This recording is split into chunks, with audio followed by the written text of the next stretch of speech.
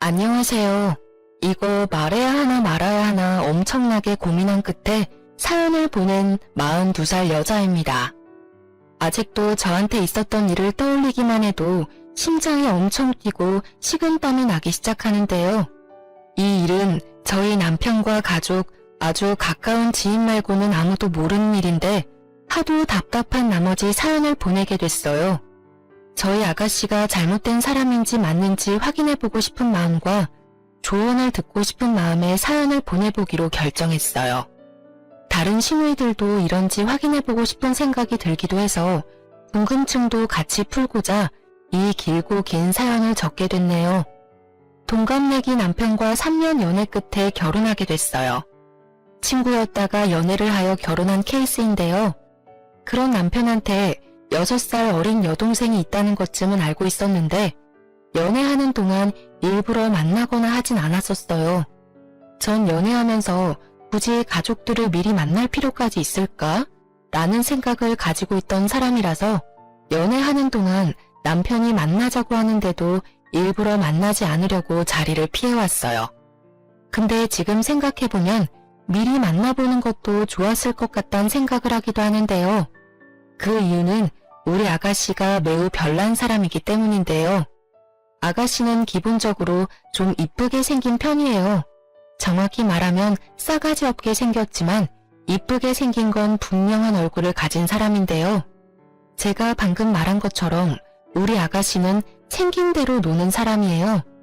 이쁘게 생긴 편이지만 착하게 생기지 않다는 말로 인물값을 제대로 하더라고요. 기본적으로 예의가 없고 완전 개인주의, 이기적인 사람인데요. 하고 싶은 말이 있으면 걸러서 얘기하지 않고 생각한 그대로 입 밖으로 내뱉어요. 예를 들자면 저와 남편의 상견례 자리였어요. 그때 아가씨를 처음 본 자리였는데요. 안녕하세요. 오빠 여동생 김나영이에요. 예전부터 언니에 대해 많이 들었어요. 오빠가 언니 엄청 착하고 이쁘게 생겼다고 그렇게 칭찬을 많이 해왔었는데 생각한 거에 비하면 그렇게 이쁜 얼굴도 아니네요. 야, 너는 무슨 이런 자리에서 말을 그렇게 해. 넌 입 다물고 가만히 있어. 왜? 오빠가 예전부터 그랬었잖아. 세연이 될 사람 엄청 청순하고 귀엽다고. 내 눈에는 막 귀엽고 그렇지는 않아서 하는 말이야. 오빠 콩깍지 제대로 씌웠구나? 넌 사람 면전에 대고 못하는 말이 없어. 너 끝날 때까지 입 다물고 밥이나 먹어. 아이고 사돈, 제 딸이 아직 철이 없어서 해야 할 말 해선 안 되는 말 잘 구분을 못해요. 이렇게 중요한 자리에서 분위기 어수선하게 만들어서 죄송합니다. 세아가, 내가 얘 대신해서 사과할게. 미안해. 아닙니다. 괜찮아요. 솔직하고 좋네요. 이렇게 기본적인 예의조차 없는 사람이에요. 이건 애교 수준으로 이제껏 엄청 많은 사건 사고가 있었는데요. 우선 아가씨에 대해서 몇 가지 말해보자면 방금 말한 그대로 싸가지를 밥 말아먹은 성격이고 게다가 한 번도 일해본 적이 없는 백수예요. 대학교 졸업한 뒤로 파트타임 아르바이트 몇 개 해본 적은 있는데 그것도 딱 한 달씩만 하고 금방 그만두더라고요. 돈 벌기 너무 싫고 다른 사람 비위 맞춰가면서 일하기 너무 힘들고 싫다고 하더라고요. 사실 저희 시부모님은 재력이 있으신 편으로 건물과 땅이 많으세요. 그래서 아가씨가 시부모님의 재력을 믿고 일을 안 하려고 하는 게 정말 심하더라고요. 시부모님께 한 달에 한 번씩 현금만 100만 원씩 용돈으로 받는 편이고 게다가 신용카드는 별도로 사용하고 있어요. 남편과 시어머님께 들어보니 한 달에 신용카드 값만 1000만 원까지도 나온 적이 있다고 하네요. 평균적으로 3,400만 원은 사용한답니다. 시부모님께선 이 정도 돈은 크게 느껴지지 않을 정도로 재력이 상당하지만 의외로 돈이 많다는 걸 티를 내지 않는 분들이세요. 그래서 시부모님이 돈이 많은 재력가라는 걸 모르고 있으신 지인분들이 더 많다고 하는데요. 검소하게 사려고 하시는 시부모님과 다르게 아가씨는 명품이란 명품을 모조리 사서 그걸 인스타그램에 자랑하거나 친구들한테 뽐내는 걸 그렇게 좋아하더라고요. 그거 믿고 아가씨한테 접근한 친구들과 남자들이 엄청 많았다고 하네요. 아가씨한테 빼먹을 수 있는 거 모조리 다 빼먹고 도망간 사람이 많다고 들었어요. 그것 때문에 한때 아가씨는 우울증으로 고생한 적이 있기도 했지만 그것도 잠시였어요. 다시 우울증을 극복하고 이것저것 사치를 부리기 시작하더라고요. 우울증 극복을 명품으로 해결한 사람 우리 아가씨밖에 없을 겁니다. 그런 아가씨와 정반대 성향을 가진 사람이 저였어요. 외향적이고 예의를 밥 말아먹은 수준인 아가씨와 다르게 저는 조용조용하고 웬만한 일이 아니고서야 크게 화를 내지 않아요. 제가 워낙 조용조용하니까 할 말도 못하고 소심한 사람인 줄 아는데 최대한 말을 아끼는 것뿐이지 할 말은 다 하고 사는 사람이거든요. 손해보는 일 절대 당하지 않고요. 화가 평소에 없을 뿐이지 그 대신 화가 머리끝까지 나면 앞뒤 없이 화를 내는 편인데요. 그런 저의 성격을 유일하게 건든 시댁 식구가 바로 아가씨였어요. 아가씨가 저의 성격을 건든 첫 번째 사건인데요. 한때 아가씨가 성형이 엄청 빠져있던 시기가 있어요. 아가씨는 총 6번 성형을 해왔었는데요. 쌍꺼풀, 뒤트임, 앞트임, 코, 턱, 이마까지 총 6군데를 성형해왔어요. 저와 남편이 이제 막 결혼했을 때가 아마 4번째 성형했을 무렵으로 그때가 코를 건든 시기였는데요. 원래 본판이 이쁜 사람이었다고 들었어요. 근데 성형 때문에 특유의 자연스럽고 이쁜 얼굴이 다 사라진 케이스인데요. 제가 옛날 아가씨의 얼굴을 보니까 정말 말이 안 나올 정도로 이쁘더라고요. 지금도 충분히 이쁜 얼굴이긴 하지만 저는 솔직히 예전 모습이 더 낫다고 봐요. 그렇게 제가 남편과 결혼하고 난 뒤로 6번까지 성형을 연달아하게 됐는데 그것도 모자라서 코 재수술을 하겠다며 시어머니께 돈 달라고 사정사정을 하더라고요. 엄마, 딱 한 번만이야, 딱 한 번. 하나밖에 없는 딸이 이렇게 사정하는데 좀 도와줄 수 없어? 지금 코끝이 너무 마음에 안 든다고. 이것 때문에 신경 쓰여서 잠도 안 와. 너 지금 얼마나 이상한지 알고는 있어? 너 예전 얼굴 하나도 없어. 지금 너 내 딸 아닌 것 같아. 얼굴 싹 변했다니까. 변하려고 성형하려고 하는 거잖아. 예전 얼굴 그대로 남아있게 하려고 누가 성형을 하겠어, 이제 마지막이야, 마지막. 부탁할게. 절대 안 돼. 너 얼굴에만 2천만 원 가까이 들어갔어. 그것도 내 돈으로만. 너희 아빠 또 너 성형수술 시켜줬다는 거 알게 되면 이제 엄마도 가만히 안 둔대. 그러니까 이제 엄마한테 성형비 달라는 소리 절대 하지 마. 이제까지 시어머님이 아가씨 성형 비용만 2천만 원 가까이 지원해줬다고 하더라고요. 아버님은 끝까지 성형하지 말라고 반대했었는데 그런 아버님의 말을 무시하고 본인 고집대로 성형한 결과 아버지한테 제대로 혼냈다고 들었어요. 약 3개월 동안 용돈이 끊기고 한 달 동안 외출 금지까지 당했었는데요. 근데 그것도 금방 까먹은 건지 이번에 또 성형하고 싶다고 시어머님께 엄청 징징거렸었네요. 아버님께서 아가씨 한 번만 더 성형시켜주면 어머님 카드까지 압수한다고 으름장을 놓으신 상태라 어머님도 아가씨의 성형을 끝까지 반대하시더라고요. 아가씨는 7살 어린애가 된 것처럼 울기도 엄청 많이 울었는데요. 그런 아가씨가 어느 날 갑자기 저한테 찾아온 적이 있었어요. 말도 없이 집까지 찾아왔길래 무슨 일인가 싶었어요. 원래 저한테 연락도 없이 찾아오거나 그런 적이 단 한 번도 없었거든요. 그 정도로 친하지 않기 때문인데요. 그런 갑작스러운 아가씨의 내방에 놀란 저는 급하게 시원한 커피 한 잔과 과일을 대접했어요. 아가씨, 연락도 없이 갑자기 어쩐 일로? 왜요? 전 연락도 없이 찾아오면 안 돼요? 그게 아니라 이제껏 이렇게 갑자기 찾아온 적이 없었으니까 하는 말이죠. 됐고, 저 언니한테 할 말 있어서 왔어요. 언니도 알죠? 우리 엄마도 이제 나 성형 안 시켜주는 거. 원래 엄마가 모두 지원해주던 부분인데 아빠 때문에 엄마도 이제 성형 안 시켜주더라고요. 딱 마지막으로 코 재수술 하고 싶은데 하필 이때 아빠가 엄마한테 겁주는 바람에. 언니가 이번에 제 성형 비용 좀 보태줄 수 있어요? 이런 일이 혹시 있을까봐 돈 조금 모아둔 게 있어요. 근데 돈이 좀 모자란 것 같은데 언니 조금만 도와줄 수 없을까 해서요. 아니요. 미안하지만 전혀 해줄 생각 없어요. 어머님도 안 해주겠다는 거 왜 제가 해드려야 해요? 언니 모아둔 돈 좀 있는 걸로 알고 있는데요. 그거 계속 갖고만 있으면 뭐 할 건데요? 쓰라고 있는 돈 저한테 빌려준다 생각하고 주면 안 돼요? 모아둔 돈이 있어도 그거 다 내가 쓰려고 모은 돈이지 아가씨한테 주려고 모아둔 돈이 아니잖아요. 그걸 왜 아가씨가 달라고 말해요? 무슨 자격으로? 그리고 아가씨 태도가 참 웃기네요. 따지고 보면 돈 빌려달라고 말하러 온 사람이면 예의 좀 갖추고 빌려달라고 말해야 하는 게 맞지 않나?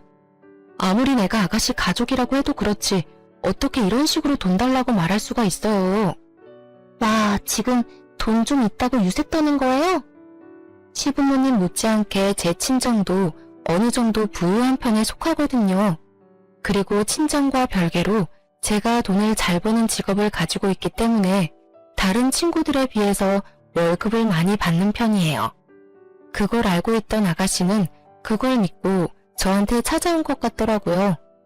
남편한테 부탁할 수 있지만 분명 시부모님 귀에 들어갈 게 뻔하니까 저한테 이렇게 찾아온 것 같은데 전 아가씨에게 돈 빌려줄 생각이 전혀 없었어요.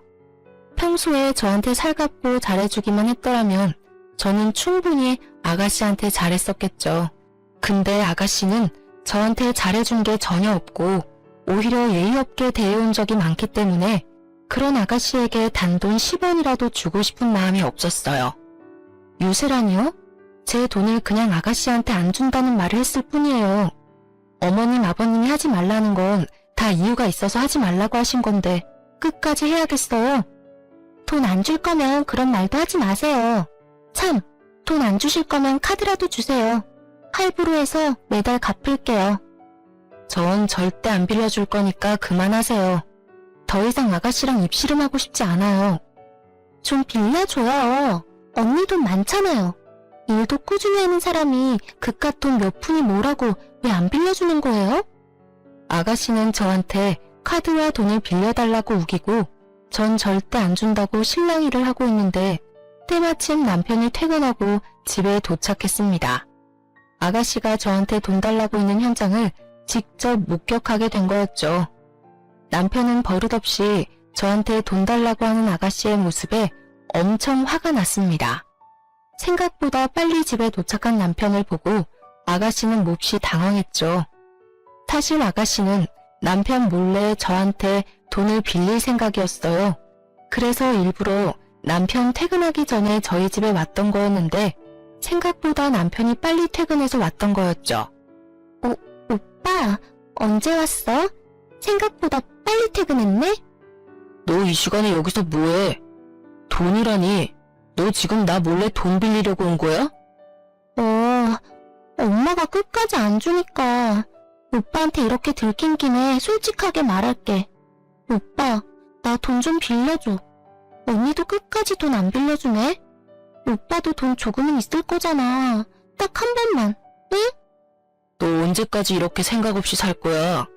돈 필요해도 그렇지 세연이한테까지 찾아와서 돈 빌릴 생각을 해? 너 정말 철이 없어도 너무 없다. 너 당장 나가. 너 돈 때문에 이런 식으로 찾아오는 거 하나도 안 반가워. 당장 가. 돈 빌려줄 때까지 절대 안 가. 내가 평소에 오빠나 언니한테 돈 빌려달라고 부탁 잘 안 하잖아. 하나밖에 없는 동생이 돈 좀 빌려달라고 사정사정을 하는데 한 번쯤 빌려줄 수 있는 거 아니야? 돈 안 주면 집에 안 가겠다는 아가씨의 진상짓에 결국 시어머님을 불렀습니다. 아가씨는 거의 애처럼 울고 있던 중 시어머님은 식은땀을 흘리면서 저희 집에 급히 도착하셨어요. 야, 너 여기서 뭐 하는 거니? 미친 거 아니야? 아이고, 우리 며느리가 이 시간까지 쉬지도 못하고 내가 대신 사과할게. 너 당장 나와. 집에 가서 얘기해. 어머님, 아버님, 잠시 물 한 잔이라도. 아니야, 너 내일 출근해야 하는데 빨리 자야지. 나 이 계집애랑 얘기 좀 해야겠다. 시어머니께서는 아가씨의 머리채를 잡고 집으로 돌아갔습니다. 집에서 아가씨를 기다리고 있던 아버님은 역대급으로 화를 엄청 내셨다고 들었어요. 뺨까지 맞았다고 하네요. 그리고 당분간 아가씨가 쓰고 있던 신용카드 정지를 시킨다고 하셨습니다. 그렇게 돈 쓰는 걸 좋아하던 아가씨는 거의 3달 정도 신용카드를 쓰지 못하고 용돈도 받지 못하여 집에만 있었다고 하네요. 성형을 더 이상 하지 않고 일자리를 알아보기로 한 조건으로 다시 신용카드를 사용할 수 있었어요. 용돈도 받을 수 있게 됐고요. 그렇게 한동안 조용하게 지내고 있었는데 아가씨가 결혼에 대해 슬슬 말하기 시작했어요. 사실 아가씨는 일을 하고자 하는 마음은 오래전에 이미 접은 상태였지만 결혼을 빨리 하고 싶어 했어요. 그것도 돈 많은 남자한테 시집가는 게 목표였어요.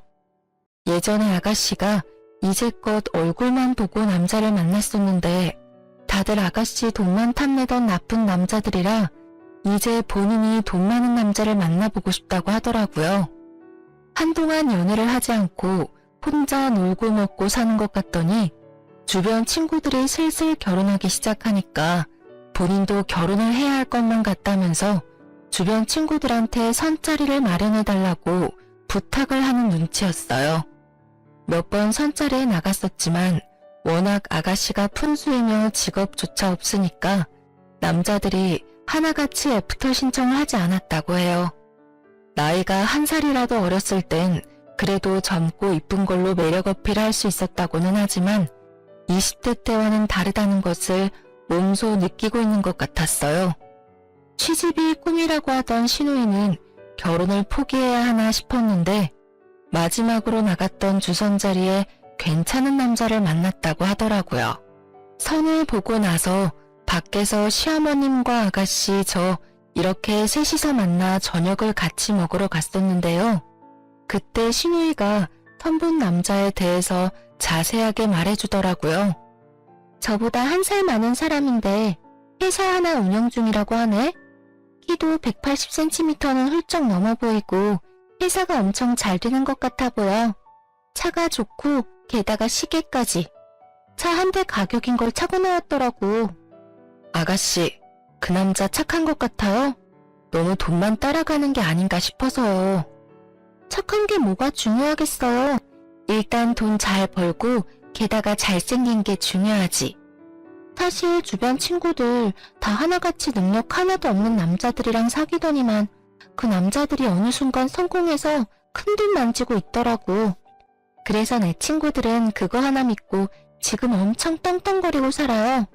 개구리 올챙이 쪽 생각 못한다더니 옛날에 남자친구 못났던 건 생각 못하고 성공하니까 그때 바로 결혼하더라고요.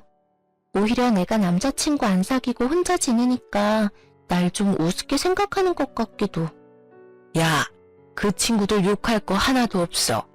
지금 남편들이 아무리 못났어도 사람 함부로 안 버리고 끝까지 옆에서 자리 지키고 있었던 거잖아. 당연히 성공하면 결혼하는 게 당연한 거고.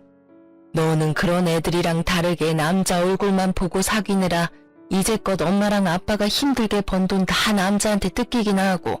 너나 잘해 너나. 오늘 선본 남자가 아무리 사업가라고 해도 너무 믿지 마. 사람 한 번 보고 너무 믿는 거 아니야. 어머님 말씀이 맞았어요.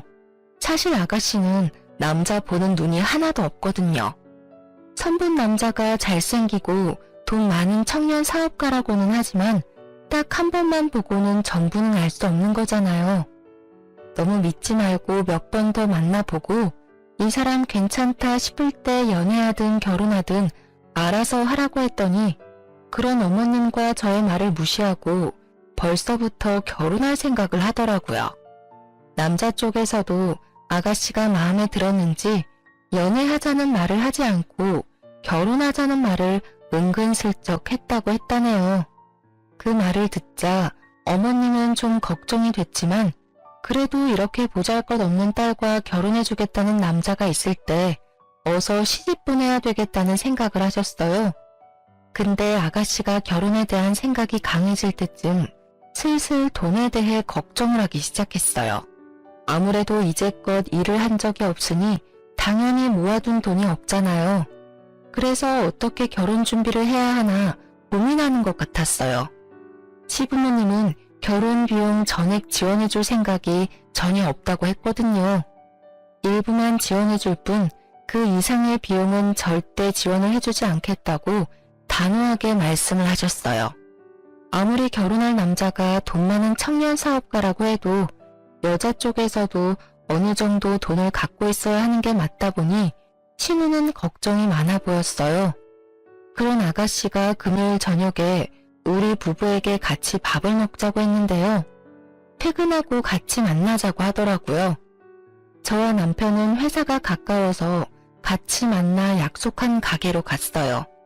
그렇게 같이 저녁을 먹으면서 아가씨가 만나자고 한 이유를 듣게 됐는데요.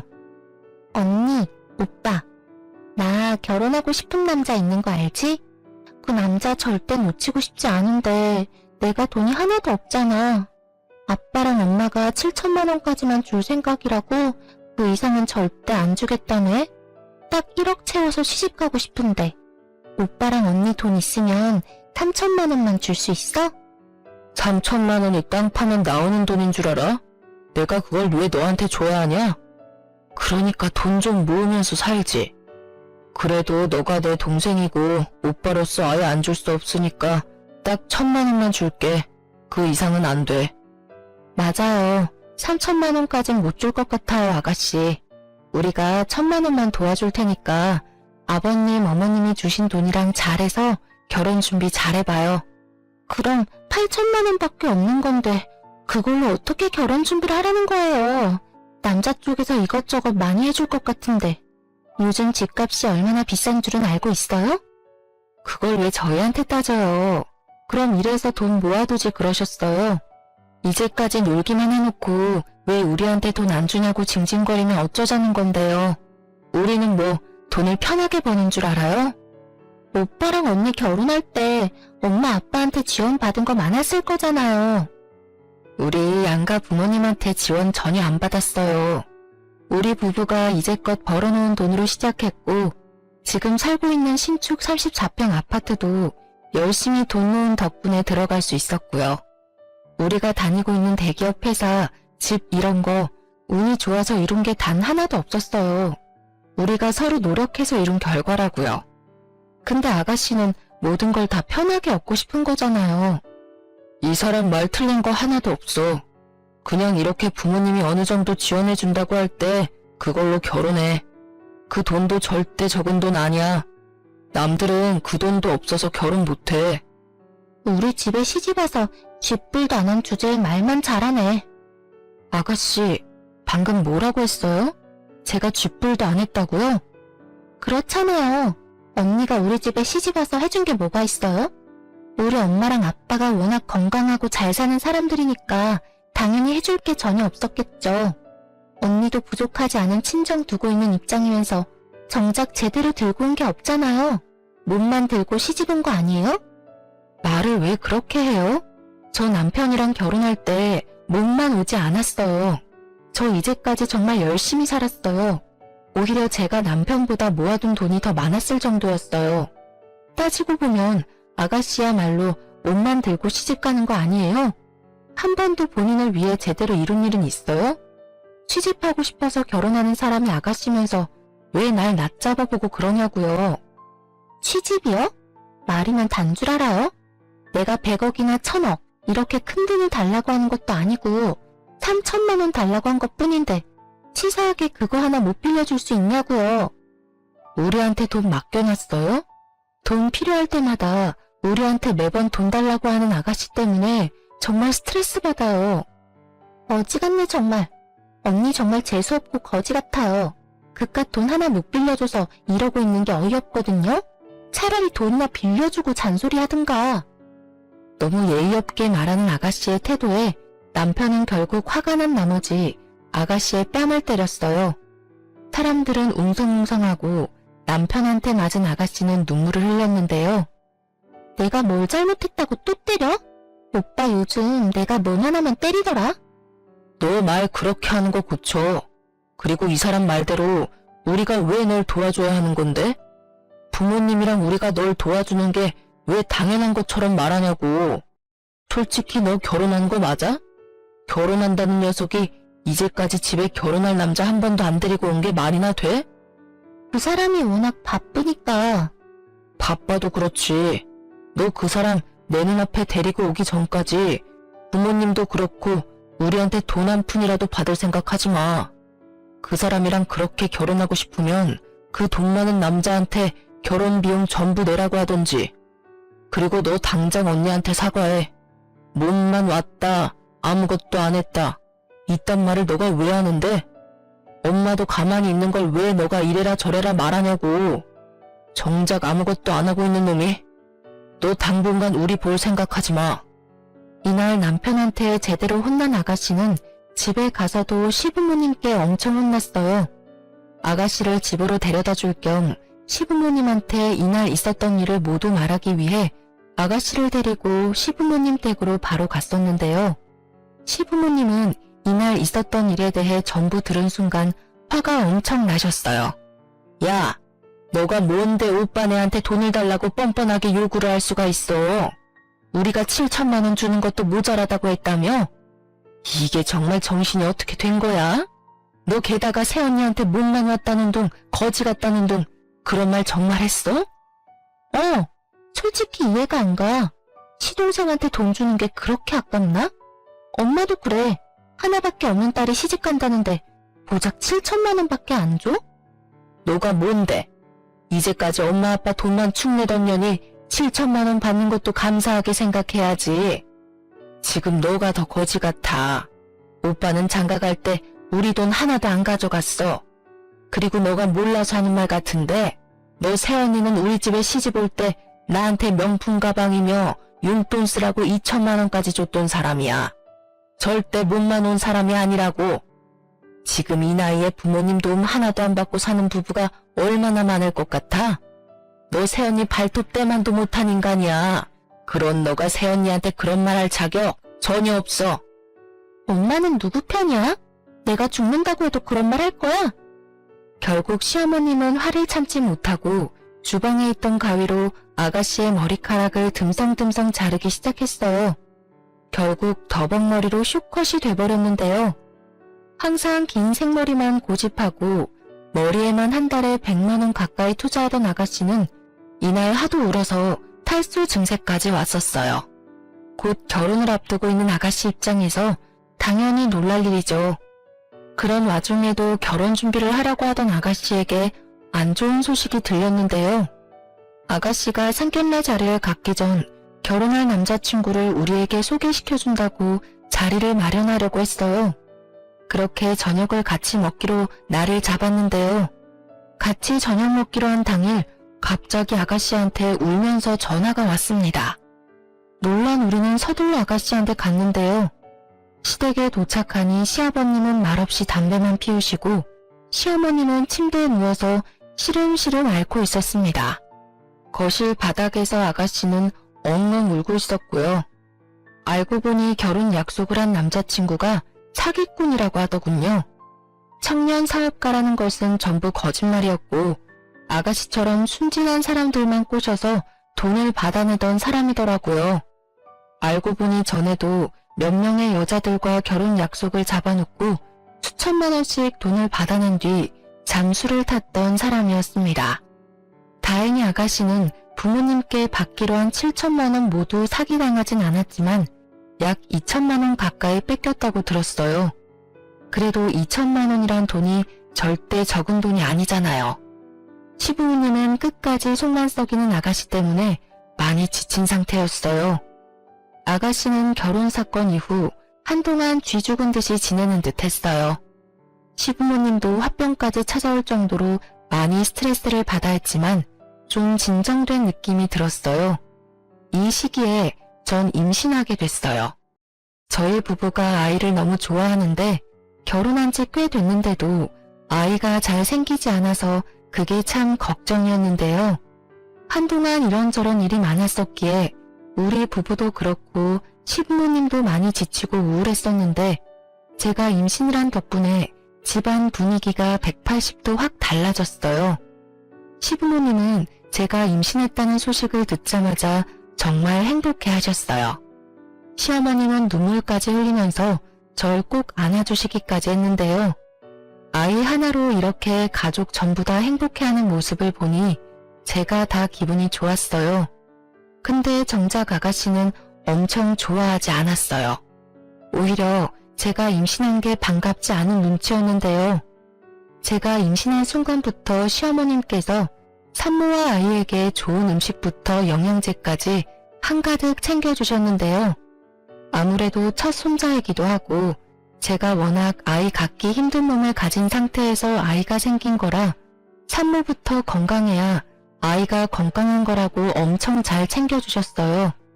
근데 시누이는 온 가족이 저한테만 관심이 집중되는 게 싫었었나 봐요. 질투가 심해지더라고요. 우리 며느리 갈비찜 좋아하지?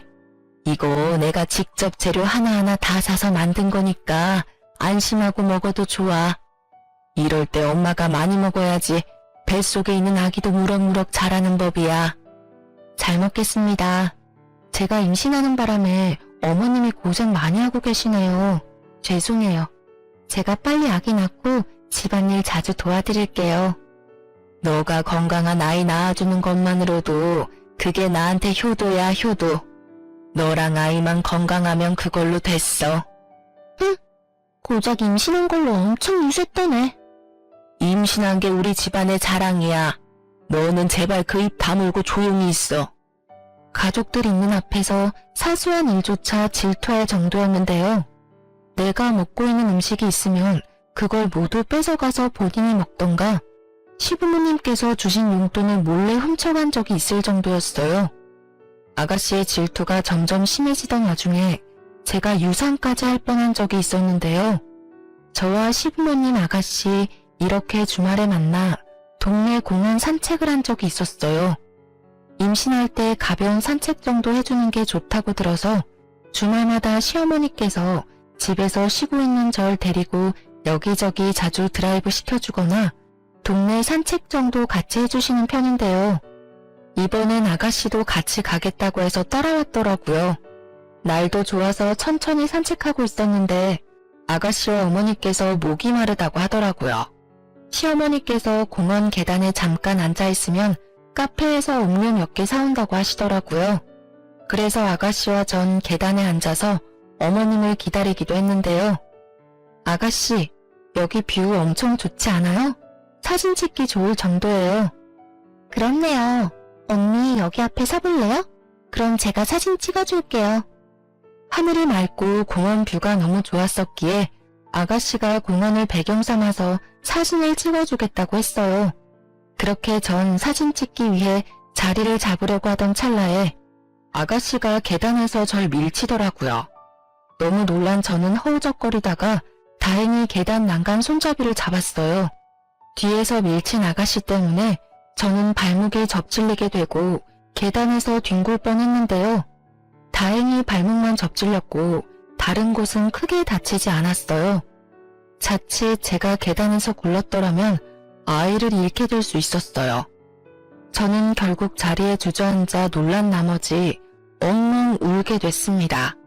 아주 서럽게요. 언니 표정 좀 봐.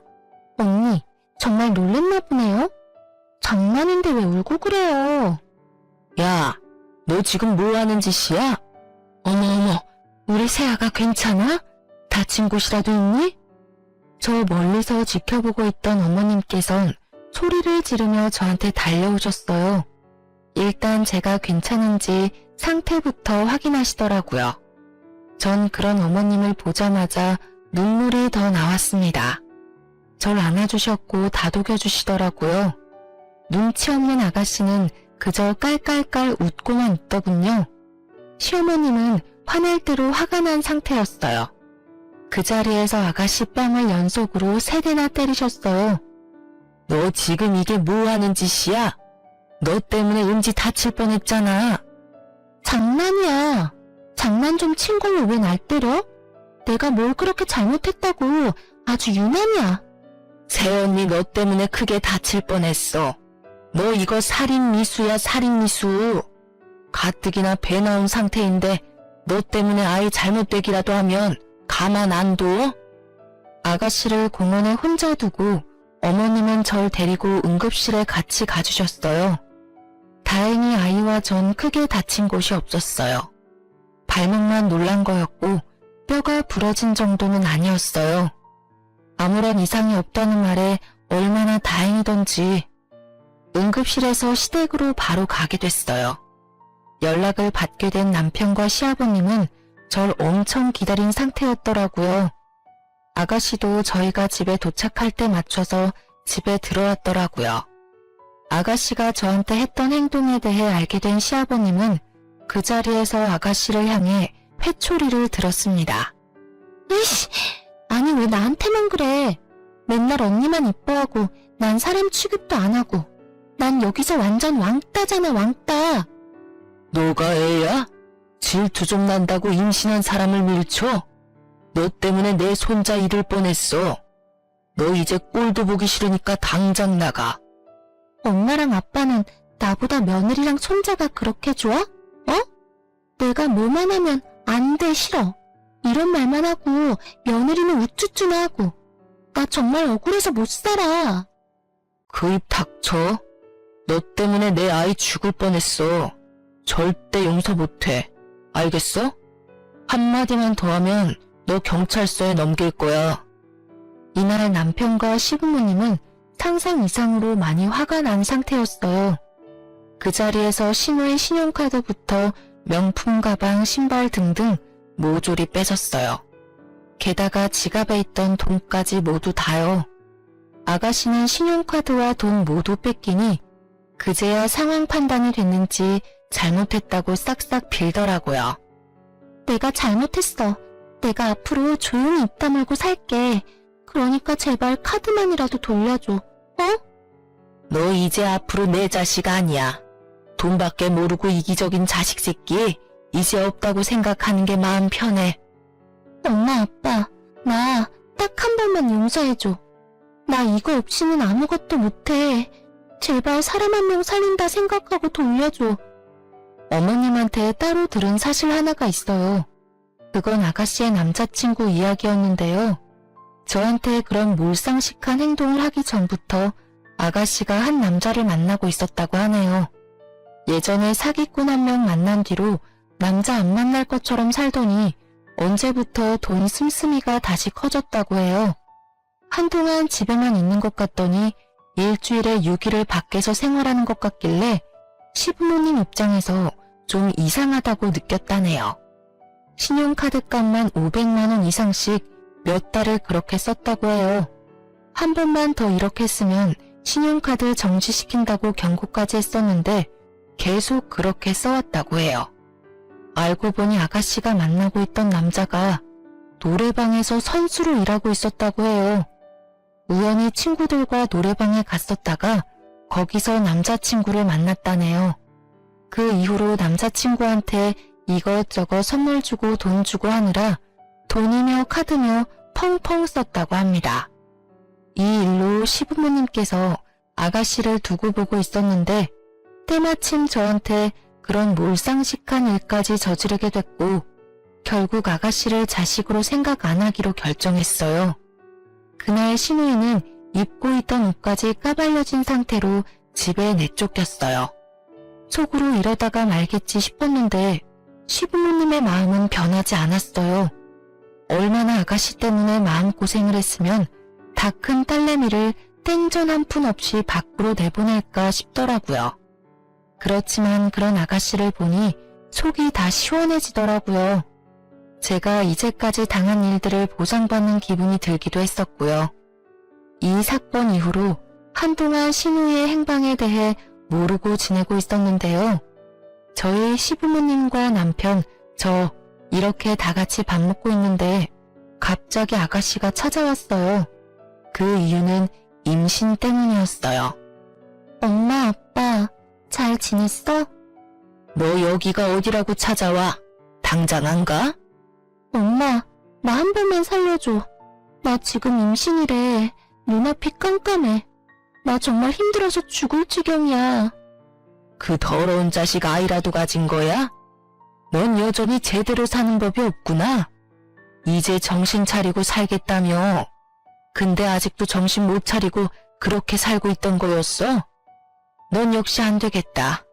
나 너가 임신을 했든 죽을 것 같든 이제 전혀 신경 안 쓰고 살련다. 나 돈이라도 빌려줘 그럼. 나 앞으로 이 아이 혼자 키워야 할 것 같아. 근데 이 몸으로 일하기 너무 힘들어. 거지 같은 자식. 일도 제대로 못하고 아직도 돈이나 축내다니. 그건 너가 알아서 할 일이잖아. 넌 이제 내 자식 아닌데 내가 너한테 돈을 왜 주니? 앞으로 우리 집 근처에도 얼쩡거리지 마. 너가 죽는다고 해도 장례식 절대 안 가. 어머님은 집에 있는 소금을 아가씨한테 뿌리면서 내쫓았어요. 이날 이후 아가씨에 대해 몇 가지 알게 됐어요. 어머님께 들은 대로 천수로 일한 남자와 작은 월세방에서 살고 있었다고 해요.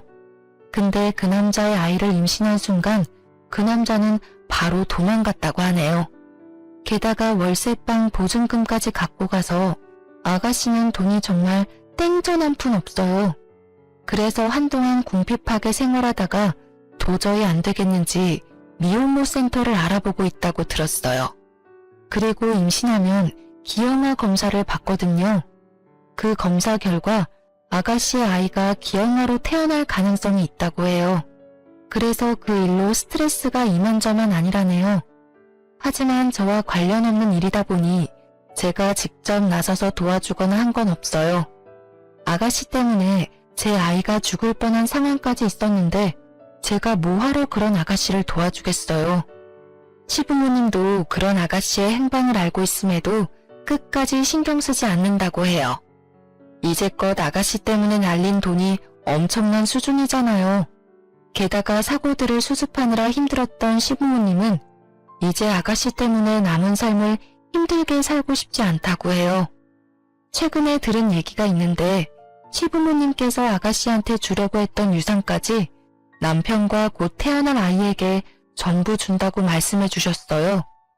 애초에 아가씨한테 나눠줘야 하는 건가 고민이 되던 찰나에 아가씨가 사고를 치게 되면서 줄 생각이 싹 사라졌다고 하네요. 처음에 괜찮다고 거절은 했었지만 오히려 시부모님이 괜찮다고 앞으로 이 험한 세상 살아가야 할 우리 손자를 위해서라도 받아야 한다고 시부모님께서 말씀해 주시더라고요. 가끔 아가씨한테 전화가 오고 있는데 전 절대 받지 않고 있어요. 시어머님한테도 가끔 문자나 전화로 본인이 어떻게 살고 있는지 알려준다고 하는데 어머님은 절대 전화를 받지 않는다고 해요. 남편은 가끔 저한테 아가씨 때문에 고생시킨 거 너무 미안하다고 사과합니다. 아가씨 때문에 우리 아이를 잃을 뻔한 걸 생각하면 아직도 가슴이 쿵 하고 내려앉는 것 같다네요. 저도 마찬가지로 그때 생각만 해도 아찔해요. 한때 편하게 돈만 쓰면서 살던 아가씨가 질투와 남자 눈에 멀어서 결국 본인 인생을 망쳤어요. 앞으로 아가씨 때문에 마음 고생할 일이 없어서 너무 행복하고 좋네요. 곧 태어날 아이만 신경 쓰고 살 생각이에요. 어머님, 아버님도 곧 태어날 손자가 너무 보고 싶다고 노래를 부르세요. 전 이번 결혼 생활을 하면서 느낀 게 있다면 남편을 보면 그 가족에 대해 안다고 하는데 꼭 그렇지만은 않았어요. 개인적인 생각으로는 남편이 가운데서 어떻게 행동하느냐가 매우 중요한 것 같아요. 그리고 집안의 중심이자 어른인 시부모님도 어떤 사람인지 꼭 볼 필요가 있다고 생각해요. 한때 고생은 많이 했었지만 앞으로 열심히 행복하게 살 생각이에요. 이제까지 저의 이야기를 들어주셔서 감사합니다.